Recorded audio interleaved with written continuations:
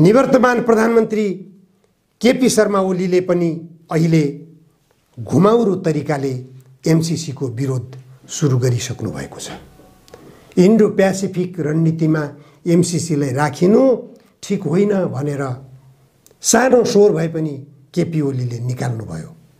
उहाँले अब एमसीसी के हो त भन्ने बारेमा बुझ्न सक्नु भएको यथार्थ हो। यथार्थ बुझिसकेपछि केपी ओलीलाई पनि एमसीसी को विरोधमा घुमाउरो तरिकाले प्रस्तुत हुने आधार मिलेको छ। एमसीसी कार्यान्वयन गराउनको निम्ति एमसीसी का लागि विभिन्न खालका सम्झौताहरू गरेर ती सम्झौताहरूमा दस्तखत गरेका केपी ओली नेतृत्वको सरकारका तत्कालीन अर्थमन्त्री डाक्टर युवराज खतिवडा आज अमेरिकी राजदूतको रूपमा अमेरिकामा कार्यरत हुनुहुन्छ। उहाँले नेपाललाई फसाइसक्नु भएको छ। त्यस्ता राष्ट्रघातीहरूलाई नेपाललाई विभिन्न सम्झौता गरेर राष्ट्रघातको कुकर्म गरेका नेपाल राष्ट्रका विरुद्ध राष्ट्रघात गरेका व्यक्तिहरूलाई दण्डित गर्न नेपाली जनता अग्रसर हुन जरुरी छ।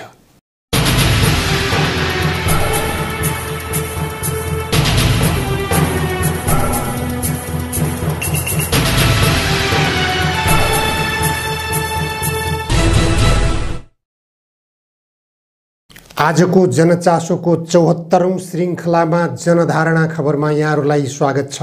एमसीसी निकै विवादित बनिरहेको छ। पार्टीका कार्यालयहरू घेराबन्दी भइरहेका छन्। पार्टीका कार्यालयहरूमा पुगेर सम्बन्धित पार्टी कार्यालयहरूका विरुद्ध नाराबाजी सुरु भइरहेका छन्। यसले सङ्केत गरिरहेको छ एमसीसी का विरुद्धमा नेपाली जनता आन्दोलित भइरहेका छन्, आक्रोशित भइरहेका छन्। त्यसको निशानामा राजनीतिक दलका नेताहरू, सांसदहरू परिरहेका छन्। यो आक्रोश विस्फोटक बन्न सक्छ यदि राजनीतिक दलका नेताहरूले विवेक पुर्याएर काम गर्न सकेनन् भने। तत्कालका लागि एमसीसी संसदबाट पारित गर्ने हिम्मत राजनीतिक दलका नेताहरूले गरेका छैनन्। तत्कालका निम्ति यो खतरा टरेको छ। तर कुनै पनि बेला संसदमा एमसीसी सम्झौता लगिन सक्छ, संसदबाट पारित गरिन सक्छ। किनभने एमसीसी सम्झौतामा नै लेखिएको छ कि संसदबाट यसलाई अनुमोदन गरिने छ भनेर। त्यसले गर्दा नेपाली जनताले खबरदारी गर्न जरुरी छ। एमसीसी लाई संसदबाट पारित गर्नको निम्ति एमसीए नेपाल भनेर जुन 5 स्टार होटेलमा कार्यालय सञ्चालन भइरहेको छ र त्यो एमसीए नेपालको निम्ति नेपाल सरकारले बजेट छुट्याएको छ र राष्ट्रपतिबाट जारी गरिएको नीति र कार्यक्रममा समेत त्यस एमसीए नेपालले गर्ने कार्यक्रमहरू उल्लेख गरिएको छ। प्रसारण लाइन विस्तार र कथित सडक विस्तारका योजनाका नाममा अमेरिकी सेनालाई यहाँ चलखेल गर्न दिने वातावरण विकास गर्न खोजिएको छ। माओवादी केन्द्रका स्थायी कमिटी सदस्य लीलामणि पोखरेलले स्पष्ट रूपमा जानकारी सार्वजनिक गर्नुभएको छ कि काठमाडौँको पानी पोखरीमा 200 जना अमेरिकी सेना आइसकेका छन्। अमेरिकी दूतावास मार्फत त्रिभुवन अन्तर्राष्ट्रिय विमानस्थलमा बन्द बाकसहरूमा, बन्द पोकाहरूमा हतियारहरू आइसकेका छन्। अमेरिकाबाट यस्ता सेना आइरहेका, हतियार आइरहेका जानकारी के छिमेकी देश चीनले नलिएको होला? ख्याल गरौँ, सुनौ। एमसीसी के हो? एमसीसीले के गर्न खोजेको छ? एमसीसीले के गरिरहेको छ? एमसीसी को कार्यान्वयनको निम्ति एमसीए नेपालले के गरिरहेको छ भन्ने बारेमा एउटा कार्यक्रममा लीलामणि पोखरेलले बोल्नुभएको थियो। माओवादी केन्द्रका स्थायी कमिटी सदस्य हुनुहुन्छ लीलामणि पोखरेल। 200 सेनाहरू अमेरिकन सेनाहरू बसेका छन्। किन तपाईहरुलाई थाहा छ छैन नि? त्यसकारण यही मेरो पानी पोखरीमा अमेरिकन सेनाहरू बसिरहेका छन्। अमेरिकाबाट आउने जहाजहरू एयरपोर्टमा चेक इन हुँदैन। अमेरिकाबाट आउने जहाजहरू कुनै बिना चेक इन त्यहाँका सामानहरू यहाँ जान्छन्। हामी कसैले त्यसको बारेमा त्यति धेरै पनि गर्न सकिरहेका छैनौँ। त्यसकारणले यो स्ट्राटेजिकली हाम्रो सभरेन्टीमाथिको च्यालेन्ज र हाम्रो अब फरेन पोलिसीको विरुद्धमा छ। यी थुप्रै कुराहरू छँदैछन्। हाम्रो संविधानको विरुद्धमा छ, हामी नन एलाइन्ड फरेन पोलिसीको विरुद्धमा छ। त्यसकारणले यी सबै कुराहरू हटाउँदै पनि यो चाहिँ अमेरिकाको इन्ट्रेस्ट ग्लोबल पोलिटिक्समा हामीलाई पानी ड्राग गर्यो। आइपिएस अमेरिकाको रणनीति, यो आइपिएस त 17 मा बनेको, यो एमसीसी भनेको त 2004 मा बनेको, 2002 मा सुरुवात भयो, 2003 मा कानुन बन्यो, 2004 मा अपरेट भयो। पहिलो मेडागास्करमा 2005 मा अनुदान दिन थालेको 110 बिलियनको अनुदान थियो। अहिले फेरि त्यो कोल्याप्स भइसकेको छ। यी आफ्ना ठाउँमा छन्। लगभग 39 वटा राष्ट्रमा भएको थियो, 12 वटा राष्ट्रहरूको कोल्याप्स भइसक्यो। सबै चिजहरू हेरेका छन्। उनीहरूले आफ्नो नीति बनाएका छन्। कहाँ दिने भनेर 4 वटा सेक्टरहरू छुट्याएका छन्।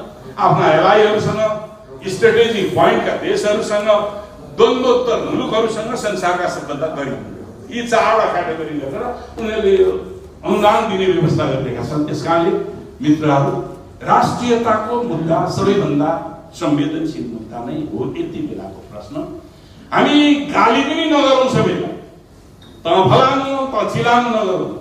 एउटा कुरा अहिले मैले हिजो मात्रै पाएको सूचना, यो सदनमा एमसीसी आउँदैन।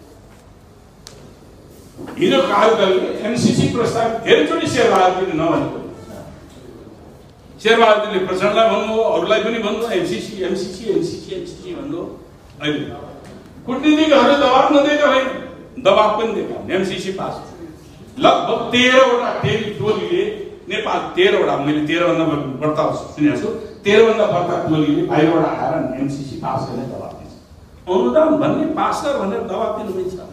मलाई चाहिएन भनेपछि, म लागू गर्दैन भनेपछि अरू ठाउँ लैजाउँ, त्यो गरेको थिएन। उनले पटक जुन 30 दिएको थियो 2030 टाइम, जुन 30 कट्यो। अब अहिले सेप्टेम्बर भन्ने भन्छ, सेप्टेम्बर पनि पर्छ।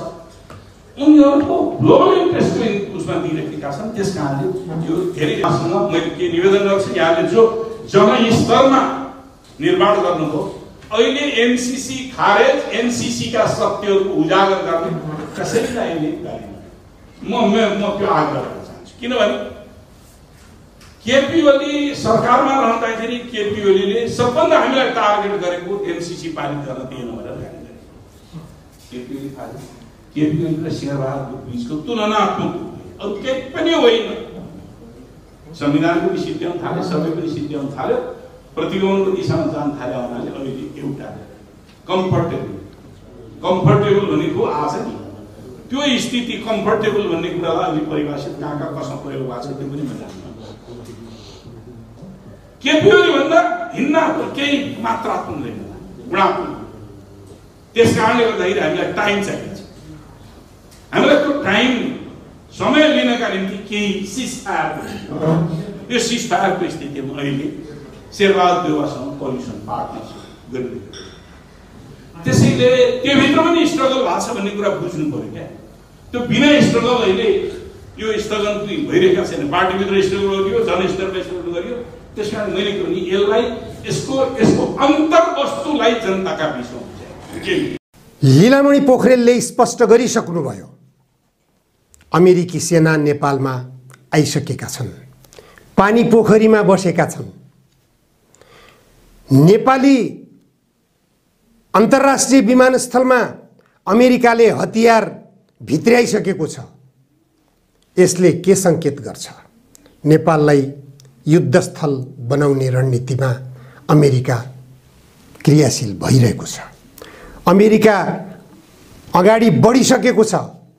त्यसलाई रोक्ने हैसियत नेपालका राजनीतिक दलका नेताहरूमा किन भएन? स्पष्ट रूपमा नेपालका राजनीतिक दलका नेताहरूले भन्न सक्नुपर्छ, हामी पञ्चशीलको सिद्धान्तमा चल्न चाहन्छौँ, हामी असंलग्न राष्ट्रहरूको सदस्य हौँ। अमेरिकीहरूले जबरजस्ती युद्ध रणनीति यहाँ लदाउन सक्ने सम्भावना हुँदैन। नेपालको प्रस्तुतिमा संयुक्त राष्ट्रसङ्घको पनि साथ हुन सक्छ। छिमेकी देश चीनले टेवा दिन सक्छ।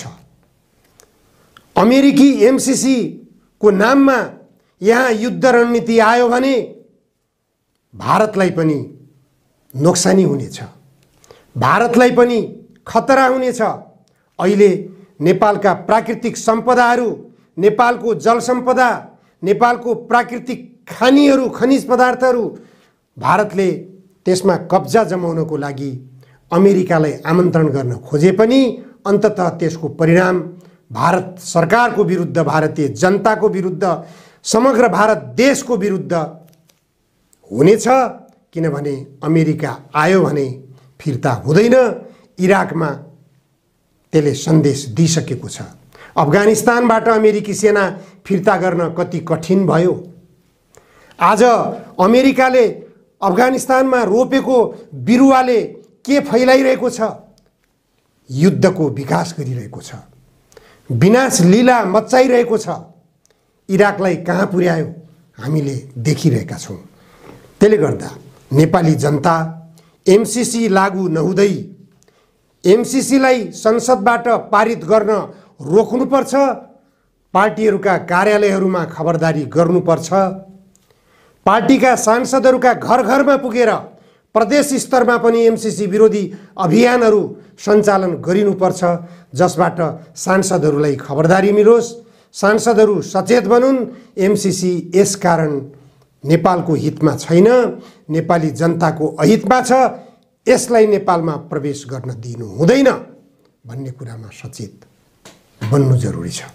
तर एमसीए नेपाल जसले एमसीसी को लागि काम गरिरहेको छ, यसलाई तत्काल नेपालबाट खारेज गराउनको लागि, यसलाई एमसीसी ल्याउने योजनाको विरोध मात्र होइन, एमसीसी नेपालको कार्यान्वयनको विरोधमा यदि हामी सचेत बनेनौँ भने एमसीसी आइसकेको छ, अमेरिकी सेना आइसकेको छ, अमेरिकी हतियार भित्रिसकेको छ, नेपाली जनताको सर्वनाशको बाटो सुरु भइसकेको छ। गन्तव्य नेपालको सर्वनाश हो, समाजवाद होइन। निवर्तमान प्रधानमन्त्री केपी शर्मा ओलीले पनि अहिले घुमाउरो तरिकाले एमसीसी को विरोध सुरु गरिसक्नु भएको छ। इन्डो प्यासिफिक रणनीतिमा एमसीसीलाई राखिनु ठिक होइन भनेर सानो स्वर भए पनि केपी ओलीले निकाल्नु भयो। यो उहाँले अब एमसीसी के हो त भन्ने बारेमा बुझ्न सक्नु भएको यथार्थ हो। यथार्थ बुझिसकेपछि केपी ओलीलाई पनि एमसीसी को विरोधमा घुमाउरो तरिकाले प्रस्तुत हुने आधार मिलेको छ। एमसीसी कार्यान्वयन गराउनको निम्ति एमसीसी का लागि विभिन्न खालका सम्झौताहरू गरेर ती सम्झौताहरूमा दस्तखत गरेका केपी ओली नेतृत्वको सरकारका तत्कालीन अर्थमन्त्री डाक्टर युवराज खतिवडा आज अमेरिकी राजदूतको रूपमा अमेरिकामा कार्यरत हुनुहुन्छ। उहाँले नेपाललाई फसाइसक्नु भएको छ। त्यस्ता राष्ट्रघातीहरूलाई, नेपाललाई विभिन्न सम्झौता गरेर राष्ट्रघातको कुकर्म गरेका, नेपाल राष्ट्रका विरुद्ध राष्ट्रघात गरेका व्यक्तिहरूलाई दण्डित गर्न नेपाली जनता अग्रसर हुन जरुरी छ। एमसीसी विरुद्ध एमसीसी खारेज अभियानको राष्ट्रिय भेला समेत सम्पन्न भइसकेको छ। विभिन्न राजनीतिक दलका नेताहरू, पूर्व मन्त्रीहरू समेत त्यस कार्यक्रममा भेला भएर आफ्ना धारणा राखिसकेका छन्। नेपाली कांग्रेसका नेता पनि त्यसमा उपस्थित हुनुभएको देखियो, जुन कार्यक्रममा माओवादी केन्द्रका स्थायी कमिटी सदस्य लीलामणि पोखरेलले नेपालमा अमेरिकी सेना आइसकेको र अमेरिकी हतियार आइसकेको भन्ने कुरा सार्वजनिक गर्नुभएको थियो, जुन खुलासा गर्नुभएको थियो। त्यसकारण कार्यक्रममा नेपाली कांग्रेसका नेता, पूर्व मन्त्री पनि उपस्थित हुनुहुन्थ्यो, नेकपा मालेका पूर्व मन्त्री पनि उपस्थित हुनुहुन्थ्यो, नेपाल कम्युनिस्ट पार्टी कट्टेलको नेतृत्वको नेपाल कम्युनिस्ट पार्टीका सहसंयोजक लोकनारायण सुवेदी पनि उपस्थित हुनुहुन्थ्यो, मानव अधिकारवादी स्थापित नेता श्याम श्रेष्ठ पनि त्यस कार्यक्रममा उपस्थित हुनुहुन्थ्यो। माओवादी जनयुद्धको डिजाइनर 19 जना मध्येका 1 जना रहनुभएका नारायण शर्मा पनि त्यस कार्यक्रममा हुनुहुन्थ्यो। नारायण शर्माको संयोजकत्वमा एमसीसी खारेज विरुद्धको संयुक्त सङ्घर्ष समिति गठन भइसकेको छ। यो समितिले प्रत्येक पार्टीका कार्यालयहरूमा पुगेर प्रत्येक पार्टीका शीर्ष नेतृत्वहरूलाई भेट गरेर उनीहरूलाई सचेत गराउने, उनीहरूलाई जानकारी गराउने, एमसीए खारेज गराउन अनुरोध गर्ने, एमसीए खारेज गराउन दबाब दिने, अनुरोध र दबाबलाई यदि सुनिएन भने त्यसपछिको कार्यक्रम के हुन्छ हामीले कल्पना गरे भन्दा अलि फरक किसिमको हुन सक्छ। त्यस किसिमका कार्यक्रम एमसीसी विरुद्धको एमसीसी खारेज अभियानका निम्ति बनेको सङ्घर्ष समितिले एमसीए नेपालका नेपाली टोपी लगाएका अमेरिकी दलालहरूका मुखमा कालो मोसो दल्न पनि पछि पर्ने छैन। यस कुरामा एमसीए नेपालमा कार्यरत नेपाली नागरिकहरू समयमै सचेत बन्नु जरुरी छ। त्यसबाट हात झिक्नु जरुरी छ।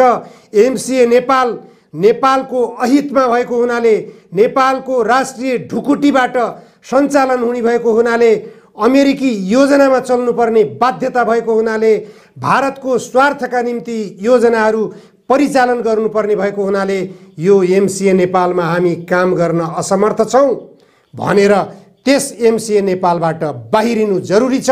त्यहाँ कार्यरत नेपाली टोपी लगाएका व्यक्तिहरू, नेपाली नागरिकहरूले राष्ट्रहितको सवालमा सचेत बन्न सक्दैनन् भने, राष्ट्रको अहितमा उनीहरू सङ्कल्पित भएर विदेशीहरूको स्वार्थमा काम गरिरहन्छन् भने त्यस्ताका अनुहारमा कालो पोतिन्छन्, त्यस्ताका गर्दन छिनालिन्छन् पनि।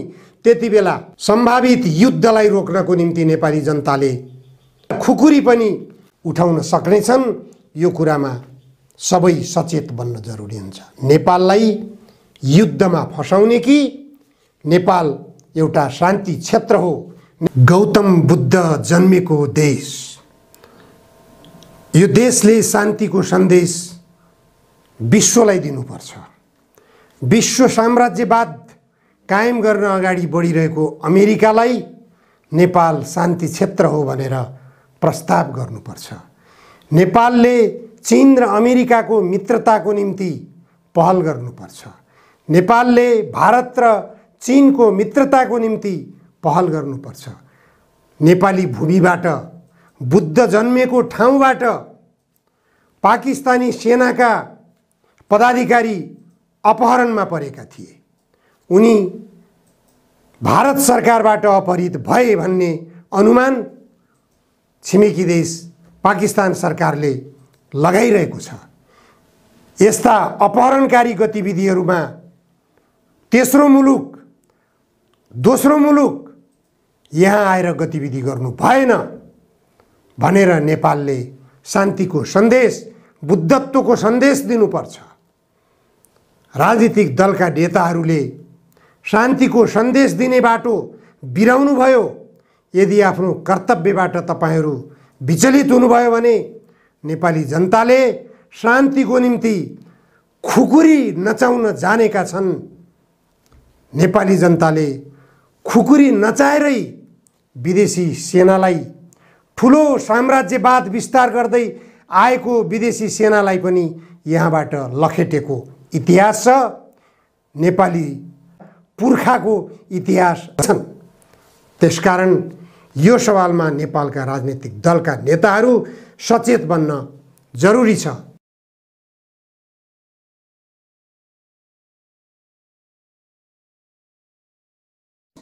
तपाईहरूले 8 वर्ष समय लगाएर लेखेको संविधानको प्रस्तावनामा लेख्नुभएको गन्तव्य समाजवादबाट समृद्ध नेपाल निर्माण, त्यो बाटो जाने कि अमेरिकाको उपनिवेश बनाएर, भारतको उपनिवेश बनाएर यो देशमा गृहयुद्ध मच्चाएर रक्तपात मच्चाउने रोजाइ तपाईहरूको जिम्मामा छ, राजनीतिक दलका नेताहरूको जिम्मामा छ। तपाईहरू राजनीति गर्नुस्, देश हितको निम्ति गर्नुस्, जनताको हितको निम्ति गर्नुस्, विदेशीहरूको स्वार्थमा राजनीति गर्न थाल्नुभयो, देशलाई समाप्त पार्ने बाटोमा जान थाल्नुभयो भनेपछि तपाईहरूलाई नेपाली जनताले बाँकी राख्दैनन् भन्ने कुरा आजै बुझ्दा हुन्छ। एमसीसी खारेज अभियानको संयुक्त भेलाले सशक्त सङ्घर्ष चर्काउने निर्णय लिइसकेको छ। त्यसमा सबै दलका प्रतिनिधिहरूको सहभागिता भएको छ। त्यसकारण राजनीतिक दलका नेताहरू खबरदारीपूर्वक सचेत बन्नुहोस्, समाजवादको गन्तव्य रोज्नुहोस्, नेपाललाई समृद्ध बनाउने बाटो अपनाउनुहोस्, नेपाललाई समाप्त पार्ने बाटोमा षड्यन्त्र नगर्नुहोस्। आजलाई यति मात्र। धन्यवाद।